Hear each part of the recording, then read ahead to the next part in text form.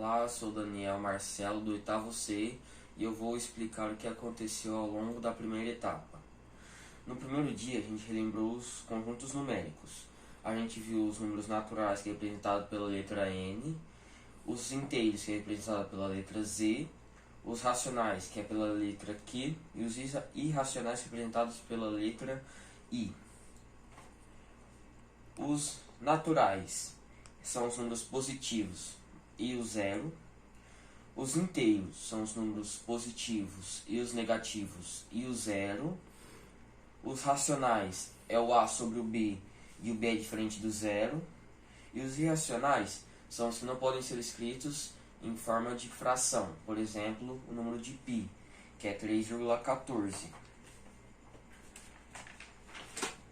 Já em outro dia, a gente aprendeu como calcular a circunferência. Para calcular a circunferência, a gente pega o diâmetro, que é 2 vezes o raio, e faz o diâmetro vezes o π, que dá a circunferência. Continuando, a gente relembrou a radiciação, que é a raiz quadrada. Aí a gente fez algumas atividades, por exemplo, A1, que é a raiz quadrada de zero, que é zero, né? E a gente fez algumas atividades bem legais até, que cada um ia na lousa e falava, por exemplo, a número 9, que era a raiz quadrada de 900, que dá 30. A gente viu também como decompor o número em fatores primos. A gente pega um número e decompõe por números primos, começando pelo 2, e vai indo em diante. A gente também viu como calcular a área de um círculo. A gente pega o π vezes raio ao quadrado, que no caso dá a área do círculo. A gente viu também o contorno, que é o perímetro, que é só medir a volta dele. A gente fez uma atividade bem legal, que a gente pegava a superfície da sala e calculava quantos pisos eram necessários para encher o chão da sala. A gente também estudou o volume do cilindro.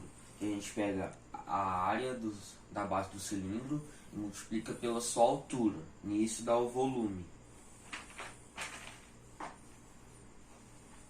Também vimos como calcular a área e o volume de um cubo. No caso, a gente fez um cubo de 5 centímetros cada lado. E para calcular o volume, a gente pega lado vezes lado vezes lado, que no caso deu 125. E a área, a gente mede a área de uma face e depois multiplica por 6, que é o tanto de faces que tem no total. Nós também vimos como calcular a diagonal de um quadrado, que a gente pega lado vezes a raiz quadrada de 2, que é 1,4. Retomamos também sobre o número de Φ, que é o número de ouro, que é aproximadamente 1,6, e ele é um número irracional.